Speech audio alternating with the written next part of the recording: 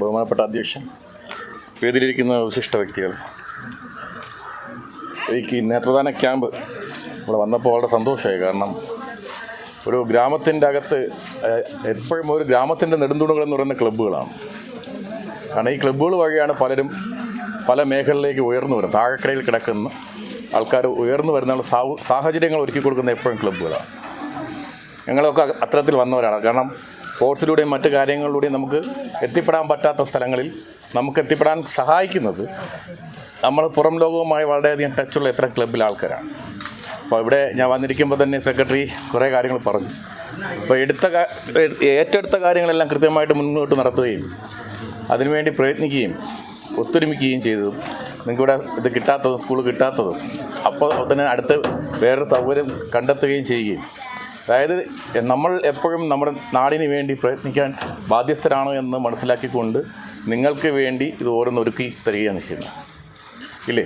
അപ്പോൾ കാഴ്ച വളരെ പ്രധാനപ്പെട്ട സംഗതിയാണെന്ന് എനിക്ക് തൊട്ട് ഉദ്ഘാടകനും പറഞ്ഞു, ഇല്ലേ? കാഴ്ചയെക്കുറിച്ച് അറിയണമെന്നുണ്ടെങ്കിൽ കണ്ണടച്ച് വെച്ച് 2 ദിവസം ഇടുന്നു നോക്കണം, അപ്പം അറിയാം, ഇല്ലേ? പോലീസിൽ തന്നെ ഏറ്റവും വലിയ തടവെന്ന് പറയുന്നത്, ഇല്ലേ, അടച്ചിട്ട് ജയിലിൻ്റെ അകത്ത് അടച്ച് പുറം ലോകം കാണിക്കത്തില്ല, വെട്ടം പോലും കാണിക്കത്തില്ല. വെട്ടമില്ലാതെ ദിവസങ്ങളോളം കിടക്കുമ്പോഴാണ്, പുറം ലോകമായിട്ട് യാതൊരു ടച്ചും ഇല്ലാതിരിക്കുമ്പോഴാണ് നമുക്ക് ഏറ്റവും അധികം മാനസികമായിട്ട് പ്രശ്നമുണ്ടാകും. നിങ്ങളൊന്ന് ആലോചിച്ച് നോക്കിയാൽ മതി. നമുക്കെല്ലാം ഈ ലോകം കാണാനുള്ള നമുക്ക് ദൈവം തന്ന ഏറ്റവും വലിയൊരു വരദാനം എന്ന് പറയുന്ന കണ്ണുകളാണ്. കണ്ണുകളിൽ കാഴ്ച ഇല്ലാതെ ബാക്കിയുള്ള എല്ലാ അവയവങ്ങളും തന്നാലും ഈ പുറം ലോകം നമുക്ക് കാണാൻ പറ്റില്ല. തൊട്ടടുത്ത് അച്ഛനെ അമ്മയെ നമുക്ക് തിരിച്ചറിയാൻ പറ്റില്ല, ചിലപ്പോൾ ശബ്ദം മാത്രമായിരിക്കും നമുക്ക് തിരിച്ചറിയുന്നത്. അപ്പോൾ ആ കാഴ്ച കാണാനുള്ള ഒരു ഭാഗ്യം നമുക്ക് കിട്ടിയിട്ടുണ്ട്. അതുപോലെ തന്നെ അത് തിരിച്ചും നമ്മൾ കാഴ്ച കുറഞ്ഞു വരുമ്പോൾ നമുക്ക് അതിനെ എങ്ങനെ മാറ്റിയെടുക്കാമെന്നുള്ള ഇതിനെയാണ് ഡോക്ടേഴ്സ് ഇവിടെ ഉള്ളത്. അപ്പം ഇവിടെ വന്നിരിക്കുന്നതിൽ കൂടുതൽ അമ്മമാരും സഹോദരിമാരുമാണ് കൂടുതലുള്ളത്. കാരണം അവർക്ക് കണ്ണിനെ അഫക്റ്റ് ചെയ്യുന്നു, അല്ല കണ്ണിൻ്റെ കാഴ്ച കുറഞ്ഞു വരുന്നു, കാഴ്ച മങ്ങുന്നു, വായിക്കാൻ പറ്റുന്നില്ല. ഞാനും കണ്ണാടി വെച്ചിട്ടുണ്ട്, ഇല്ലേ? കണ്ണാടി എനിക്ക് അടുത്തുള്ള സാധനം വായിക്കാൻ പറ്റത്തില്ല. അപ്പോൾ ഇന്നത്തെ അടുത്ത തലമുറ, ഈ പഴയ തലമുറ വിടാം നമുക്ക്. പഴയ തലമുറ ഇപ്പോൾ ഇരിക്കുന്ന ആൾക്കാരൊക്കെ കൂടി പോയി 50-55 വയസ്സ് കഴിഞ്ഞതിന് ശേഷമാണ് കണ്ണാടി വയ്ക്കുന്നത്. ഇന്ന് നമ്മുടെ കൊച്ചു കുട്ടികളെ നോക്കിക്കഴിഞ്ഞാൽ 10-12 വയസ്സാവണ്ട, 5ാം ക്ലാസ്സിൽ 6ാം ക്ലാസ്സിലും 4ാം ക്ലാസ്സിൽ പഠിക്കുന്ന പിള്ളേർ കണ്ണാടി വെച്ച് തുടങ്ങി. എന്തുകൊണ്ടാണ്? 24 മണിക്കൂറും മൊബൈൽ ഫോണിലെ കളിയാണ്. അപ്പോൾ അത് കണ്ണിൻ്റെ കാഴ്ചശക്തിയെ വളരെയധികം ബാധിക്കും.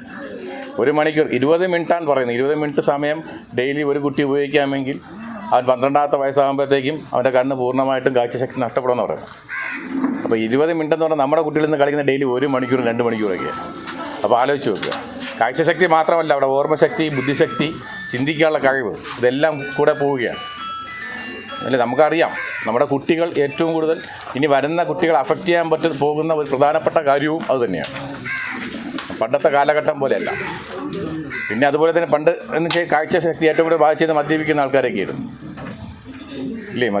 മദ്യപിക്കുന്ന വാറ്റൊക്കെ വാരിച്ച് ചാരായ മാഞ്ചൊക്കെ അടിക്കാൻ ആദ്യം പറയുന്നത് കണ്ണടിച്ച് പോകുമെന്നാണ് ചോദിക്കുന്നത്, ഇല്ലേ? കാരണം അതിൽ അടങ്ങിയിരിക്കുന്ന കണ്ടൻസ് കണ്ണടിച്ച് പോകുമെന്നാണ് ആദ്യം ചോദിക്കുന്നത്. കണ്ണാണ് കൂടുതൽ അഫക്റ്റ് ചെയ്യുന്നത്, കണ്ണിൻ്റെ പ്രവർത്തനങ്ങളാണ് അഫക്റ്റ് ചെയ്യുന്നത്.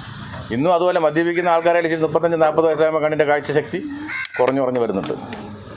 അപ്പോൾ ഇന്നിപ്പോൾ അതൊന്നുമല്ല, അതിനേക്കാളും മാരകമായിട്ടുള്ള MDMAയും കഞ്ചാവും പോലുള്ള മയക്കുമരുന്നുകളാണ്. ഇത് വളരെയധികം അഫക്റ്റ് ചെയ്യുന്ന കണ്ണിനെയും തലച്ചോറിനെയാണ്. അതുകൊണ്ട് തന്നെ നമ്മുടെ വരും തലമുറ ഈ പോവുകയാണെങ്കിൽ 15 വയസ്സ് 20 വയസ്സിന് അതിന് മുമ്പ് തന്നെ കാഴ്ചശക്തി എന്ന് മാത്രമല്ല എല്ലാം പോകും. മദ്യപിക്കുന്ന ആൾക്കാർ മരണപ്പെട്ടെന്ന ഒരു 35-40 വയസ്സുകളിലാണ് സ്വയം ആത്മഹത്യ ചെയ്യുക. നിങ്ങളുടെ സുഹൃത്തുക്കളെയോ പഴയ ആൾക്കാരെയോ ഒന്ന് നോക്കിയാൽ മനസ്സിലാവും. അവർ ആത്മഹത്യ 35-40 വയസ്സുകളിലൊക്കെയാണ് ആത്മഹത്യ ചെയ്യുന്നത്.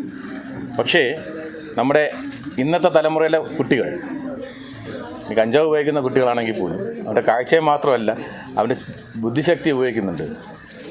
അപ്പോൾ 7 വർഷത്തിനകത്ത് സ്വയം ആത്മഹത്യ ചെയ്യും. അതാണ് ഇപ്പോഴത്തെ പഠനം. ഒരു കഞ്ചാവ് ഉപയോഗിച്ച് തുടങ്ങിയാൽ MDMA ഉപയോഗിക്കുന്നെങ്കിൽ 3 വർഷത്തിനകത്ത് സ്വയം ആത്മഹത്യ ചെയ്യും.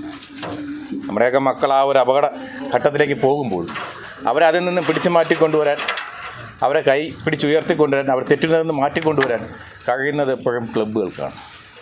അവരെ തിരിച്ചറിയാൻ കഴിയുന്നതും അവരിലൂടെ ഓടിയെത്തുന്നതും അവരെ മനസ്സിലാക്കുന്നതും അവരോടൊപ്പം നിൽക്കുന്ന അവരെ കൂട്ടുകാരെ തിരിച്ചറിഞ്ഞവരെ മുന്നിലേക്ക് നയിക്കുന്നതും എപ്പോഴും ക്ലബ്ബുകളാണ്. അത്തരത്തിൽ വളരെ നല്ല രീതിയിൽ പ്രവർത്തിച്ചു കൊണ്ടുവരുന്ന ഈ ക്ലബ്ബിന് എല്ലാവിധ ആശംസകളും നേരുന്നു.